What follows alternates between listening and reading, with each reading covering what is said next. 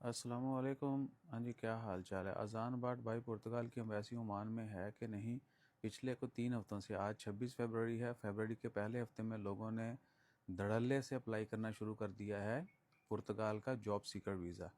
और ये एक ऐसी गेम है, लोगों को समझ नहीं आ रही। मैंने कल शाम को भी, हम किसी से मिले थे, क्योंकि बहुत सारे लोगों से टाइम डिसाइड हो जाता है, वो शाम को मिलने भी आ जाते हैं।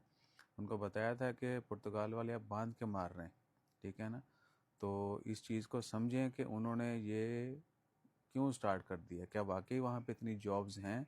जो लोग जॉब सीकर वीज़ा अप्लाई करके फिर अम्बेसी ढूंढते हैं, वहाँ पे डॉक्यूमेंट जमा करवाते हैं, मोस्टली का वीज़ा रिजेक्ट होता है और इक्का दुक्का जो है वीज़ा लगता है, ठीक है जी। बहरहाल वो एक अलग चीज़ है और उसके ऊपर डिस्कशन जो काफ़ी लंबी है, वो आप हमसे मिल के भी जान सकते हैं या किसी दिन वीडियो में दाग देंगे, लेकिन वो थोड़ा क्रिटिसिज्म है तो वो नहीं करना चाहिए।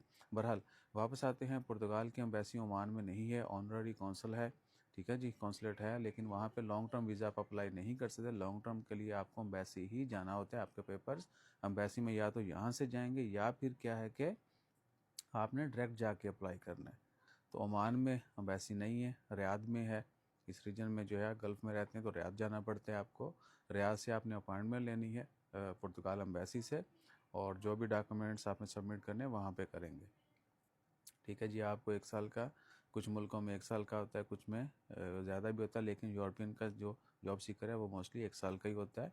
आप 1 साल के लिए आपको वीज़ा इशू होगा, वहाँ पे जाके जॉब फाइंड कर सकते हैं, फिर आपको टीआरसी मिल जाती है, ठीक है जी, अगर आपको जॉब मिलती है और स्पॉन्सर अच्छा है।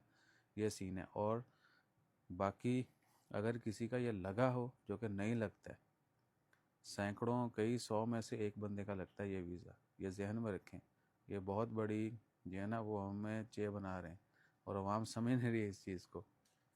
अगर आपका वाकया ही कहीं कहीं भी किसी भी मुल्क में किसी भी पर्पज़ से जाके सेट होने का प्लान है, तो पहले अच्छे से सोच विचार कर लें कि आपने स्टार्ट कहाँ से करना है, ताकि आप शाइस्तगी से जो है उसको क्या कहते हैं कि कंप्लीट कर लें, आपका काम जो है हो जाए। ये ना हो कि इधर उधर पैसा बचाने के चक्कर में टाइम। अब बहुत सारे लोग जो है सही इन्फॉर्मेशन से इसलिए भी हमारे से महरूम रह जाते हैं, क्योंकि हम बहुत ज़्यादा फ़ोन पे बात नहीं कर सकते, अपनी रोज़ी रोटी भी करनी होती है। उसके बाद क्या है कि मिलने आता नहीं है, ओ जी इतनी दूर फ़ोन दे दें, मैसेज वॉइस मैसेज नको, क्योंकि बहुत टेक्निकल रीज़न है जिसकी वजह से हम वॉइस मैसेज नहीं करते, ठीक है ना। बहरहाल बात कहाँ से कहाँ निकल गई।